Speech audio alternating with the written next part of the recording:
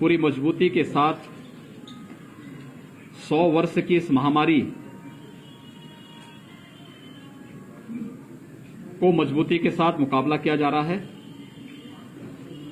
और उसके अपेक्षित परिणाम भी सामने आ रहे हैं। प्रदेश के अंदर भी हम लोगों ने कोरोना महामारी के खिलाफ जो अभियान चलाया है, देश के अंदर सबसे बड़ी आबादी का राज्य होने के नाते उत्तर प्रदेश के सामने चुनौती भी सर्वाधिक थी, लेकिन आदरणीय प्रधानमंत्री जी का मार्गदर्शन, भारत सरकार का सहयोग, जनप्रतिनिधियों की हमारी सक्रियता, शासन के मार्गदर्शन में हमारे जिलों की टीम ने जिस युद्ध स्तर पर कार्य प्रारंभ किया, आज उसका परिणाम है कि जिस प्रदेश के बारे में आशंका व्यक्त की जा रही थी कि 25 अप्रैल से 10 मई के बीच में उत्तर प्रदेश में प्रतिदिन 1 लाख पॉजिटिव केस आएंगे और उत्तर प्रदेश की स्थिति देश के अंदर सबसे भयावह रहेगी, उस उत्तर प्रदेश ने पिछले 20 दिनों के अंदर यानी 30 अप्रैल को हमारे पास जो कुल एक्टिव केस थे, जो हमारे पास सर्वाधिक केस आए थे, पॉजिटिव केस, वह 24 अप्रैल को आए थे 38,055 और ये आशंका थी कि प्रतिदिन 1 लाख केस आएंगे। 38,000 के बाद हम लोग उसको घटाते घटाते नीचे आने में सफल हुए। आज 7,700 के आसपास पॉजिटिव केस उत्तर प्रदेश के अंदर आए हैं। एक्टिव केस के बारे में जो आशंका व्यक्त की जा रही थी कि देश में और दुनिया में सर्वाधिक होंगे और 30 अप्रैल तक इसमें बढ़ोतरी जरूर हुई क्योंकि हमारी पॉजिटिविटी ज्यादा थी, रिकवरी कम थी और 30 अप्रैल तक आते आते ये संख्या 3,10,000 तक तो पहुंची थी। लेकिन पिछले 20 दिनों के अंदर जो बृहद अभियान चला है ग्रामीण क्षेत्र में, शहरी क्षेत्र में, आज उसका परिणाम है कि पिछले 20 दिनों के दौरान 2,04,000 एक्टिव केस प्रदेश के अंदर कम हुए हैं, यानी इतनी रिकवरी हुई है और वे लोग अपने घरों को वापस जा चुके हैं या घरों में सुरक्षित हैं। इसके लिए हमें टेस्ट करने पड़े। देश के अंदर सर्वाधिक टेस्ट करने वाला राज्य उत्तर प्रदेश है। 4,62,00,000 से अधिक टेस्ट उत्तर प्रदेश के अंदर अब तक संपन्न हो चुके हैं। 1,60,00,000 से अधिक लोगों को हम लोगों ने अब तक वैक्सीन दिया है। 18 प्लस को भी हम लोगों ने लगभग 8 लाख से अधिक लोगों को हम अब तक वैक्सीन दे चुके हैं। प्रदेश के अंदर जो सबसे बड़ा अभियान चल रहा है वो निगरानी समितियों के माध्यम से स्क्रीनिंग का काम चल रहा है। वे गांव-गांव जा रही हैं, अभिनंदनीय कार्य कर रही हैं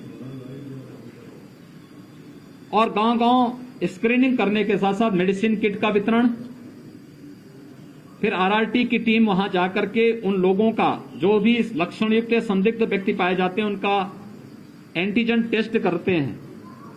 एक बृहद अभियान चल रहा है और इस अभियान को हमारे जनप्रतिनिधियों ने भी लिया है कि अपने अपनी विधानसभा में मेरा गांव कोरोना मुक्त गांव एक अभियान के साथ चल रहा है, जिसका परिणाम है कि तराई की बेल्ट का ये जनपद जो प्रदेश के क्षेत्रफल की दृष्टि से सबसे बड़े जनपदों में गिना जाता है, लखीमपुर खीरी, इस जनपद में मात्र 1400 एक्टिव केस आज के दिन पर बचे हुए हैं। पॉजिटिविटी रेट यहां का अब मात्र 4% के आसपास है। इसके लिए टेस्ट बढ़ाने के लिए जिला प्रशासन को कहा गया है। ग्रामीण क्षेत्र में वैक्सीनेशन और अलग केंद्र बनाने की दिशा में भी कुछ नए प्रयास प्रारंभ हुए हैं। कॉमन सर्विस सेंटर में वैक्सीनेशन के रजिस्ट्रेशन की सुविधा हम लोग देने जा रहे हैं और हर एक ग्रामीण के क्षेत्र में, दूर दराज के क्षेत्रों में भी स्वास्थ्य की सुविधाओं में बढ़ोतरी करने के लिए जिला प्रशासन को निर्देशित किया गया है कि जनप्रतिनिधियों का मार्गदर्शन लेकर के हमें भविष्य की तैयारी भी अभी से प्रारंभ करनी होगी और उसकी तैयारी हर एक जनपद में प्रारंभ हो चुकी है। मैं यहां के जनप्रतिनिधियों का अभिनंदन करूंगा कि किसी भी जनपद में सर्वाधिक जनप्रतिनिधियों ने अब तक जो मैंने विजिट किया है प्रदेश के अंदर, उसमें सर्वाधिक कंट्रीब्यूशन ऑक्सीजन प्लांट के लिए यहां के जनप्रतिनिधियों ने किया है और वे सचमुच अभिनंदनीय है। यह अभिनंदनीय है कि उन्होंने अपने अपनी विधानसभा या अपने अपने संसदीय क्षेत्र में यहां पर ऑक्सीजन प्लांट डिस्ट्रिक्ट हॉस्पिटल में या किसी सामुदायिक स्वास्थ्य केंद्र में लगाने के लिए अपने स्तर पर प्रयास प्रारंभ किए हैं। ये बेहतर पहल है।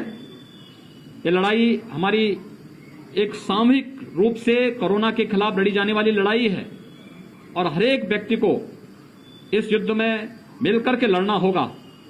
मेरी आप सबसे भी अपील है, कोरोना के खिलाफ ये लड़ाई पूरे देश की लड़ाई है और एक जागरूक नागरिक होने के नाते हमारा दायित्व बनता है एक एक व्यक्ति की जान को बचाना। हमें जीवन भी बचाना है, व्यक्ति की जीविका को भी बचाना है। जीविका को बचाने के लिए सरकार ने कोरोना कर्फ्यू लगाया है। उद्योग चले, सामान्य गतिविधियां हमारी यहां पर चलायमान रहें, किसी प्रकार की कोई समस्या यहां पर न हो, इसके बारे में हम लोगों ने एक व्यवस्था की है। उद्योगों में कोविड केयर सेंटर और कोविड हेल्प डेस्क बनाने की कार्रवाई, गरीबों को मुफ्त में राशन की व्यवस्था, प्रधानमंत्री गरीब कल्याण पैकेज से कल से प्रदेश के अंदर 15 करोड़ लोगों को मुफ्त में राशन की व्यवस्था प्रारंभ हो चुकी है। राज्य सरकार जून, जुलाई, अगस्त में प्रदेश के अंदर उन सभी 15 करोड़ लोगों को मुफ्त में राशन की व्यवस्था कर ही रही है। साथ साथ मैंने सभी जनप्रतिनिधियों से भी और जिला प्रशासन से भी कहा है कि कोई भी जरूरतमंद किन्हीं कारणों से अगर उसका राशन कार्ड नहीं है या राशन कार्ड निरस्त हो गया था, उसके पास कोई आजीविका का साधन नहीं, उसका राशन कार्ड बनवाइए, उसको खाद्यान्न उपलब्ध करवाइए। जिन लोगों की जीविका प्रभावित हुई है, स्ट्रीट वेंडर हैं, रिक्शा, ई रिक्शा, ठेला, खोमचा लगाने वाले, नाविक हैं, धोबी है, नाऊ है, मोची है, माली है, हलवाई है या और भी अन्य ऐसे लोग जो प्रतिदिन कमाने वाले लोग थे, इनकी आजीविका प्रभावित हुई है। उनको भरण पोषण भत्ता हम जून में देने की कार्रवाई कर रहे हैं। श्रमिक हैं, ये सभी कार्रवाई भी हमारी इसके साथ ही आगे चल रही है। हर जरूरतमंद के साथ, हर गरीब, हर किसान के साथ सरकार खड़ी है और इसके बारे में पूरी मजबूती के साथ हमारे जनप्रतिनिधिगण मेहनत से कार्य कर रहे हैं। आप सबसे मेरी अपील होगी कि कोरोना के प्रति जागरूकता में आपकी बड़ी भूमिका है। हर एक व्यक्ति को कोरोना प्रोटोकॉल का पालन करने के लिए प्रेरित करना। वह मास्क लगाएं, 2 गज की दूरी का पालन करें, हाई रिस्क कैटेगरी के लोग बाहर न निकलें, शेष अन्य लोग भी जरूरत पड़ने पर ही आवश्यक कार्य हो तो ही घर के बाहर निकलें, अन्यथा घर के बाहर न निकलें। इसके साथ ही वैक्सीन एक सुरक्षा कवच है। हम आभार व्यक्त करते हैं आदरणीय प्रधानमंत्री जी का, जिन्होंने देश को 2 स्वदेशी वैक्सीन दी हैं और एक तीसरी वैक्सीन भी आ चुकी है। जुलाई में कई और वैक्सीन आने वाली हैं। स्टेट गवर्नमेंट ने भी ग्लोबल टेंडर के माध्यम से भी तमाम लोगों को इस वैक्सीन के लिए वैक्सीन की उपलब्धता हो। ग्रामीण क्षेत्र में हर व्यक्ति वैक्सीन लगाएं, उसे बाहर नहीं जाना पड़ेगा। हम गांव के कॉमन सर्विस सेंटर में वैक्सीन की सुविधा उपलब्ध कराने जा रहे हैं, रजिस्ट्रेशन की व्यवस्था वहां कराने जा रहे हैं। लोग वैक्सीन लगाने के लिए जरूर आएं। इसके बारे में लोगों को प्रेरित करने की भी आवश्यकता है। हमारे जनप्रतिनिधि और प्रशासन तो कर रहा है, मीडिया भी अगर उसमें सहयोग दे सकेगी तो सफलतापूर्वक कोरोना के खिलाफ इस देश की लड़ाई को हम आगे बढ़ा पाएंगे। बहुत बहुत धन्यवाद।